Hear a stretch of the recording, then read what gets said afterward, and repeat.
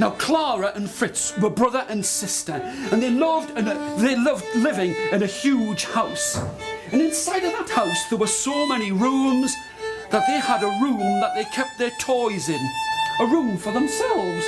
Now, Fritz had lots of toys. He had lots of soldiers, and these soldiers he would put inside of a castle that he had made. Can you make that castle with me? A castle that he had made. He would line them up and think about how he could use them in battles. Now, his sister Clara, she had a part of that great room filled with toys, and she kept her things inside of there too. But they were getting very excited because, hands in the air, do it now, the snow was starting to come down. And the mother and father had said to them, "It is getting very close to Christmas time. What we would like to do is, we want you to help us to make the Christmas tree." Can you make a tree like this? To make a Christmas tree. And they put on the Christmas tree baubles and candles and all kinds of ornaments. But right at the very top, they didn't put an angel. They put a sugared plum fairy. A plum, a fruit that you would put into sugar and it would get dried out. But they'd put some paper wings upon its back, a face at the front and wings, and they put at the top of that great Christmas tree, they put a sugar plum fairy. And they were very excited because now it was getting close to Christmas time.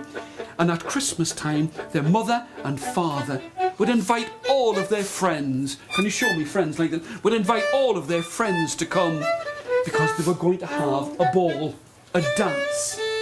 Everyone would come to that place and see that now Clara and Fritz, they were going to be allowed to come, but they couldn't go to the dance with all of the grown-ups. They would have to sit on the stairs and sit and watch. But they were very excited. Show me how excited they were. They saw all of their mother and father's friends coming, dressed in all of their beautiful clothes. Show me how proud they all were in their beautiful clothes. But there was one person that they were waiting for. Someone who was more important to them than anyone else. And his name was Herr Drosselmeyer. Herr Drosselmeyer. He was tall. Show me. He was tall. He was strong. He had a large flat hat on the top of his head. He had a cloak at his back and a patch on one eye. And Herr Drosselmeyer made toys.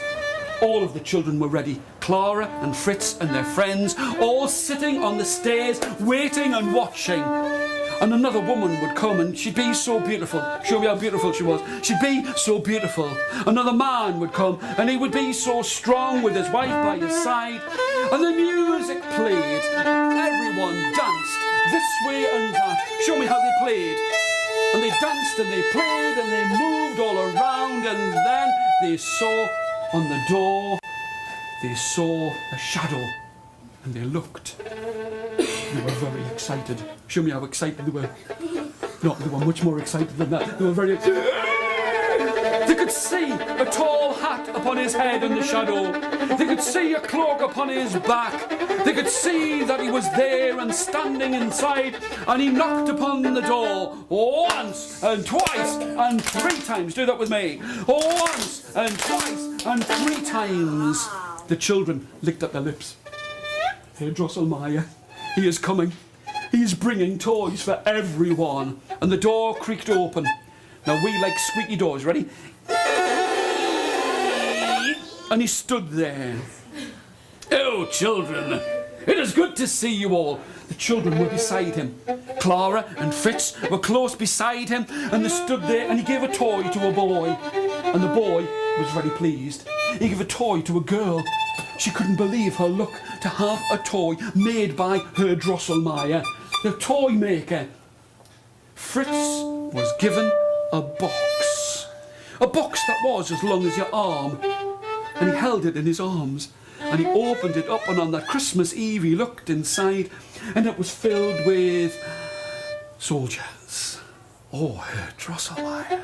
Thank you so much. These beautiful toys. I will stand them on the castle that I have in my toy room. And he gave another girl and another boy and a boy and a girl, and he gave out all of the toys, but he hadn't given anything to Clara.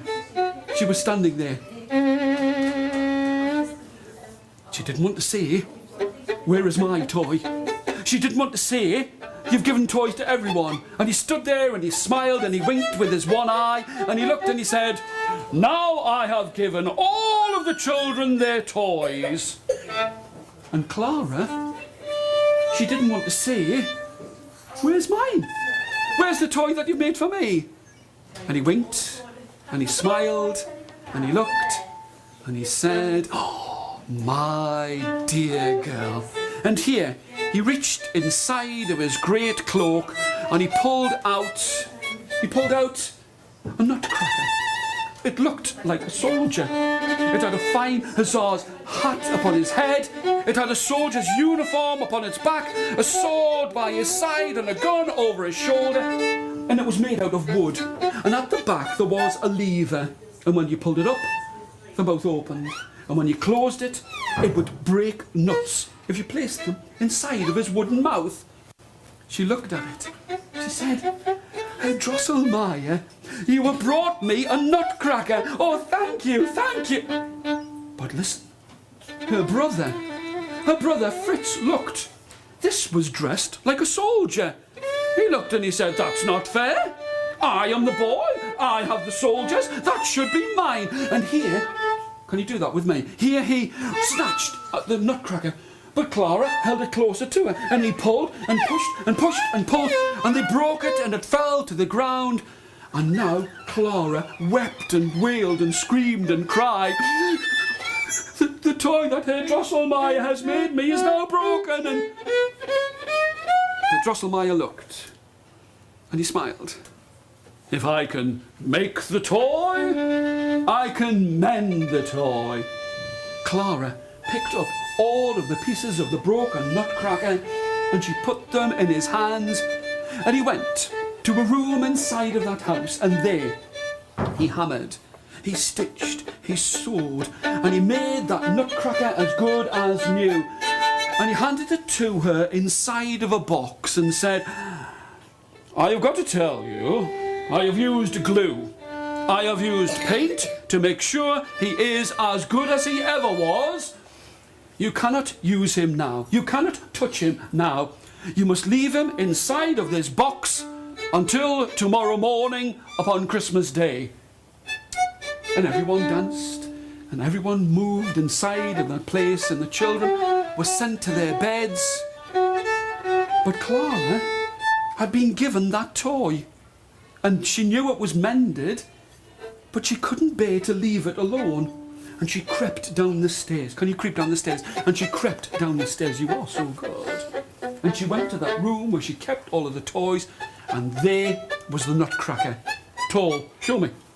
Tall, strong, straight. His hussar's hat upon his head, his sword by his side, and a gun on his arm. And she could not bear to leave him inside of that box. She reached carefully inside and picked him up and held him in her arms.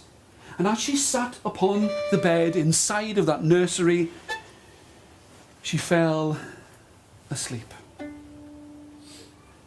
But in the middle of the night, at the tick and tock of midnight, do that with me, at the tick and tock of midnight, she looked and she saw in the corner of the room, she saw a small nose.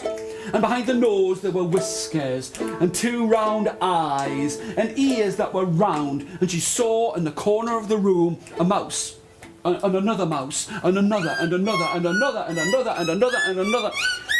But amongst them all there was the king of the mice. Put a crown on your head like this. There was the king of the mice, and he was as tall as a boy, and he was there. And they went closer and closer to all of Fritz's soldiers. And here, one by one, the soldiers started to take their guns and sword, and they tried to fight against all of the mice. But the mice were getting the upper hand, and the king of the mice was there, and all of Fritz's soldiers were lying down upon the ground. And then, Clara could not believe it. The Nutcracker that she'd held in her arms rose from her arms and stood there, as tall as a man, a real sword in his hand, a gun by his side. And here he started to fight with the king of the mice. Can you do that with me? He started to fight with the king of the mice, this way and that. The swords clashed, and it looked as if the king of the mice was going to win. But Clara, she reached down, and here she took her shoe, and she took that shoe. Get hold of it with me. She took it, and she threw it as hard as she could, and it struck the king of the mice between his eyes, and he fell down, never to rise again. And all of the mice carried his body away from that place. And now, her strong Nutcracker, show me, tall and strong, beautiful hat upon his head. He took her in his arms, and the two of them started to dance this way and that. And as they danced, they started to rise, do it higher and higher and up into the sky. And as they danced, they looked and they saw that sugar plum fairy that had been at the top of the tree. It danced this way and that so beautifully. Show me your best dancing. It danced this way and that so beautifully. It danced. And as they watched, they danced around the world, and so people from China, people from Spain, people from all over the world, and Russians would dance for them. And just as the sun was starting to rise, Clara, with a handsome Nutcracker in her arms, started to flow down and down and down. Can you do that with me? Down and down and down and down to the ground. And the next morning, she awoke. She found herself lying on the bed in the nursery. And there in her arms was the wooden Nutcracker. And it had all been so real to her, to have floated up into the sky and see everyone dance. And now she grew older, and she changed from a woman. Can you do that? Changed from a woman to an old woman with children of her own. And every Christmas time, her children would say to her, "Please, Mother, please tell us the story of the Nutcracker." And together they would sit, and she would tell the story of when she was a girl, and how she grew older and flew high above the world with that Nutcracker as a partner in the dance. Thank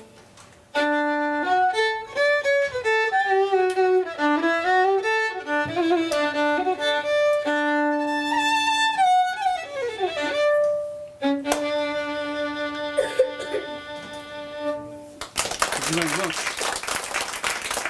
Well, I've got to tell you, lots of people sing the opera of the Nutcracker.